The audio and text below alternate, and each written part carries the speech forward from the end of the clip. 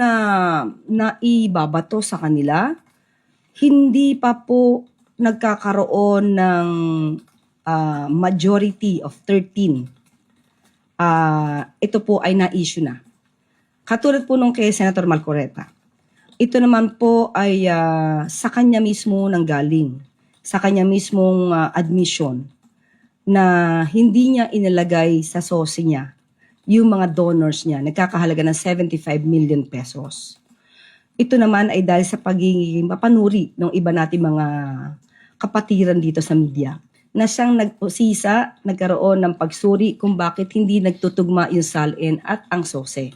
Hindi ito nanggaling sa administrasyon at si Senator Marcoleta mismo ang mga nagbigay ng impormasyon kung sino-sino ba ang kanyang mga donors. Ang isa sa pinangalanan niya ay si Mike Defensor. So, hindi ito issue na ang administrasyon ang nagpupukol. Sila mismo ang nagbigay ng mga impormasyon patungkol po dito. At kung may pag-iimbestiga mang gagawin ng ombudsman, ito po ay hindi panghihimasukan ng administrasyon.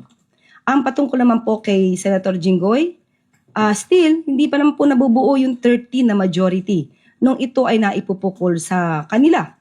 Hindi lamang sa kanya. Marami po dito ang nabibigyan ng mga issues. So, hindi po ito dapat maiugnay sa administrasyon dahil ito po ay matagal ng issue bago pa po nagkaroon ng 13 na miyembro ng majority.